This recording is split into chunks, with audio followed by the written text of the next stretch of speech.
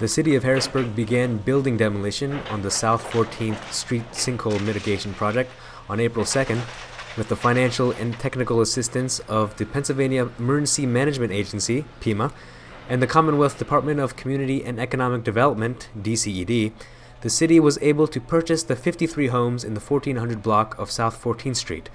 These homes were affected by the sinkhole that developed in March 2014. The acquisition and demolition of these homes is the first federally funded sinkhole mitigation project in the United States. While it seems like it was a long period of time, it's taken 5 years to go from the original sinkhole to the demolition. We have been making incremental progress the whole way around, and I know it was frustrating and difficult at various times for people, but we never gave up and we continued to persevere. The first time we applied for the federal funding, even after being eligible, we didn't get it, so we had to go through a second cycle of that. Another thing which people may not realize is that the city had to front the money to do this because all these grants were reimbursable, so with very limited resources, we had to take several $1 million and have city council reallocate them.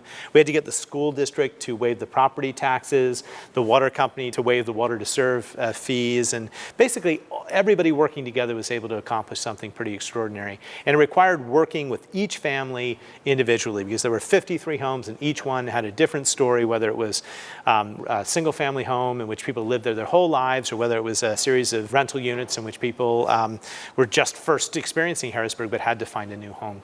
The city received a total of $5,779,099 in federal funding from the Federal Emergency Management Agency, FEMA, and Housing and Urban Development, HUD, to acquire and demolish the affected homes, help relocate the residents and tenants, and secure the sinkhole site. The city also has been granted $1 million from Dauphin County to rehabilitate the sinkhole site after demolition is completed and the area is turned into a green space. It takes about 45 days based on the construction schedule to raise all 53 structures. When you watch the raising, what they do is it's a wet demo, right? So they're spraying water on the home as they're tearing it down, keep the dust down, any trace amounts of asbestos. That wet demo keeps everything down. We work together with the county and the water authority and the school district on the very local level, and then with DCED on the state level and PEMA on the state level, and then FEMA and HUD on the federal government level.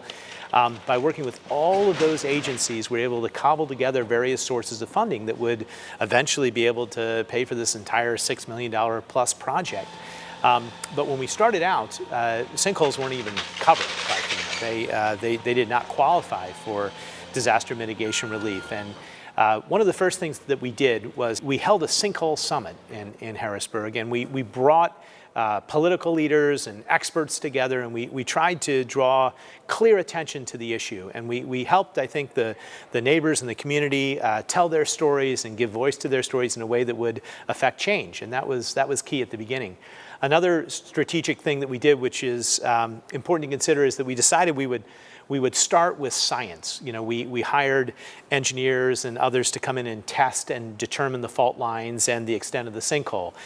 By doing it that way, we had a report that we could use at sort of all steps of the process to sort of show the extent of what was happening underground. And I think if we hadn't done that and we had just sort of tried to find funding without having paid for the study, I think we wouldn't have been successful. The Harrisburg Fire Department is also on site, using the vacant structures as a training opportunity. When we have these vacants that are able to be used, that are real life scenarios, we love to bring our firemen out. They get to go on the roof, they get to actually make roof cuts instead of using training props and things like that we typically have to use. They're able to force actual doors, they're able to break actual windows, and again, doing those things that we're supposed to be doing to protect the citizens of our city in the greater Harrisburg area. This 14th Street really to us today and for the next couple of weeks is going to be a training grounds for us to be able to hone our skills and increase our abilities to do the job that we're sworn to do.